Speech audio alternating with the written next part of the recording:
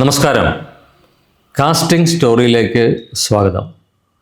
എൻ്റെ സിനിമാ ജീവിതത്തിലെ എൻ്റെ സിനിമകളിൽ ഞാൻ കണ്ടെത്തിയ കഥാപാത്രങ്ങൾ, അഭിനേതാക്കൾ, അവരെക്കുറിച്ചുള്ളൊരു പരമ്പരയാണ് കാസ്റ്റിംഗ് സ്റ്റോറീസ്. ആദ്യമായിട്ട് എനിക്ക് തോന്നുന്നു എല്ലാവരും ഇഷ്ടപ്പെടുന്ന അല്ലെങ്കിൽ ഏറ്റവും കൂടുതൽ ആഗ്രഹിക്കുന്ന ഒരു സിനിമ ആണ് ജോണി വാക്കർ. ജോണി വാക്കറിലെ പ്രത്യേകിച്ചും കമൽ ഗോവർ അല്ലെങ്കിൽ സ്വാമി എന്ന കഥാപാത്രം എങ്ങനെയാണ്, പലപ്പോഴും എന്നോട് ചോദിച്ചിട്ടുണ്ട് ആൾക്കാർ, എങ്ങനെയാണ് സ്വാമിയെ കണ്ടുപിടിച്ചത്. ഇന്നും 1990 ഇറങ്ങിയൊരു സിനിമ, അതിൽ സ്വാമി എന്ന വില്ലൻ ഇന്നും ജനങ്ങളുടെ മനസ്സിൽ ഇങ്ങനെ മായാതെ നിൽക്കുന്നുണ്ട്, ഒരു ടെററായിട്ട്. എങ്ങനെയാണ് സ്വാമിയെ കണ്ടെത്തിയത്, അല്ലെങ്കിൽ സ്വാമിയിലേക്കുള്ള കണ്ടെത്തലിൻ്റെ യാത്ര എങ്ങനെയാണ് എന്നൊക്കെ ചോദിച്ചിട്ടുണ്ട്.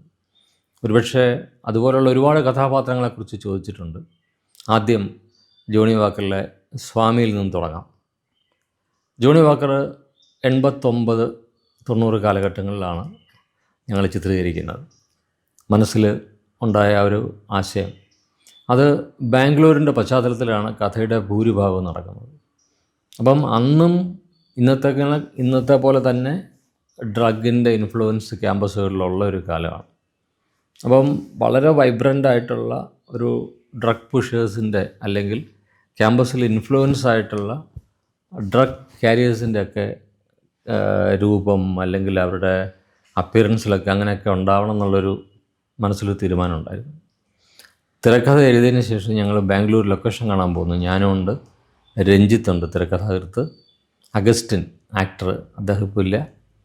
ഇങ്ങനെ ഞങ്ങൾ അവിടെ പല പബ്ബുകളിൽ പോവാണ്. ആദ്യം ബാംഗ്ലൂരിൻ്റെ അന്നും ഇന്നും ഒരു വൈബ്രൻറ്റ് ഫീൽ എന്ന് പറയുന്ന പബ്ബുകളാണ്. അന്ന് 89 പോലും 365 പബ്ബുകളുണ്ട് ബാംഗ്ലൂരിൽ. അതിലേറ്റവും പ്രശസ്തമായിരുന്നത് ബ്ലാക്ക് കാഡിലാക്ക്, പബ്ബ് വേൾഡ് തുടങ്ങിയിട്ടുള്ളതാണ്. ഓരോ പബ്ബും ഡിഫറെൻ്റാണ് അതിൻ്റെ ആംബിയൻസ്. ഒന്നൊരു മെക്സിക്കൻ സ്റ്റൈലാണെങ്കിൽ മറ്റൊന്ന് ഒരു ഇറ്റാലിയൻ കൈൻഡ് ആയിരിക്കും. അങ്ങനെ ഓരോ ഡിഫറെൻ്റ് ആയിട്ടുള്ള പബ്ബുകൾ.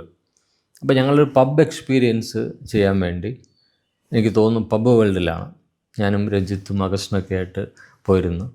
ഒരു ആ ആംബിയൻസിൽ ഒരു ബിയറൊക്കെ കുടിക്കുന്ന ഒരു ത്രില്ലെന്ന് ആലോചിച്ച് നോക്കും.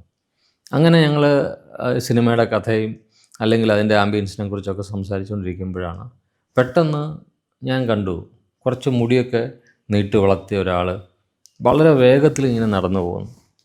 അത് ഓരോ ടേബിളിലും പോയി പുള്ളിയുടെ സുഹൃത്തുക്കളെ കണ്ട് സംസാരിക്കുന്ന മുടി വളർത്തിയ ഒരാൾ. അന്ന് മുടി വളർത്തിയ ആൾക്കാർ വളരെ കുറവാണ്.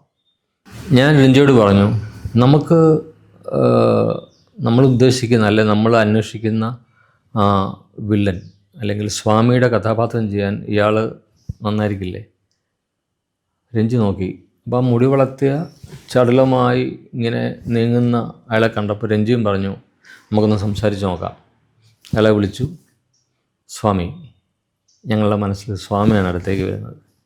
ചോദിച്ചു, പേരെന്താണെന്ന് ചോദിച്ചു. കമൽ ഗോവർ.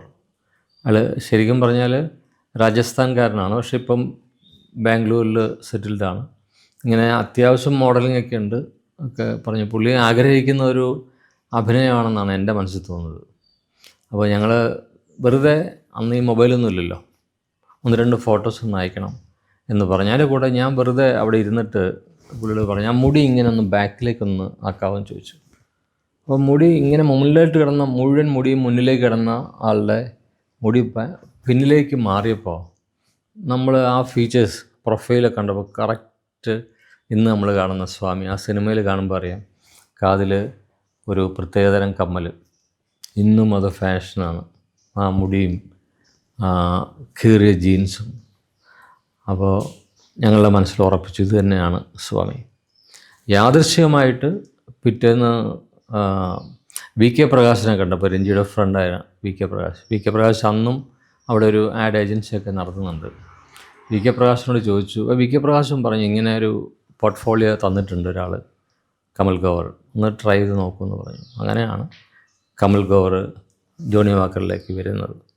അപ്പോൾ ഞാൻ കമലിനോട് പറഞ്ഞു, കീറിയ ജീൻസാണ് തൽക്കാലം ഞങ്ങൾക്കിപ്പം ജീൻസ് കീറിയ, നിങ്ങൾ ഇട്ടുകൊണ്ടിരിക്കുന്ന ജീൻസ് ചിലപ്പോൾ ഒരു പക്ഷേ ഇവിടെ കീറേണ്ടി വരും. അങ്ങനെ വളരെ എക്സ്പെൻസീവ് ആയിട്ടുള്ള ജീൻസ് ഇവിടെ കീറി, അല്ലെങ്കിൽ രണ്ട് ജീൻസിൻ്റെ രണ്ട് വശവും കീറി.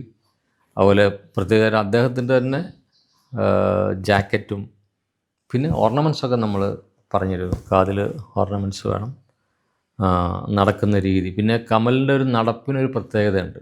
അതിലെ ആക്ഷൻ കാണുമ്പോഴും അറിയാം. സാധാരണ ഇടിക്കുന്ന പോലെ കമൽ ഇങ്ങനെയൊക്കെ കൈ വെച്ചിരിക്കുന്നത്. എല്ലാം കൊണ്ടും ഒത്തുചേർന്ന് വന്ന ഒരു കഥാപാത്രമാണ് സ്വാമി. ഇന്നും ആൾക്കാരുടെ മനസ്സിൽ നിൽക്കുന്ന സ്വാമി. അപ്പം ഞാൻ പലപ്പോഴും ചിന്തിക്കാറുണ്ട്, പല കഥാപാത്രങ്ങളെക്കുറിച്ച് നമ്മൾ അന്വേഷിച്ച് പോകുമ്പോഴും അവർ നമ്മളിൽ നേരെ ഇങ്ങോട്ട് വരാറുണ്ട്. അത് ഒരു അത്ഭുതമാണ്. ഞാൻ ഇനിയുള്ള കഥാപാത്രങ്ങളെക്കുറിച്ച് പറയുമ്പോൾ നിങ്ങൾക്ക് മനസ്സിലാവും എങ്ങനെയാണ് ഈ അത്ഭുതം സംഭവിക്കുന്നതെന്ന്.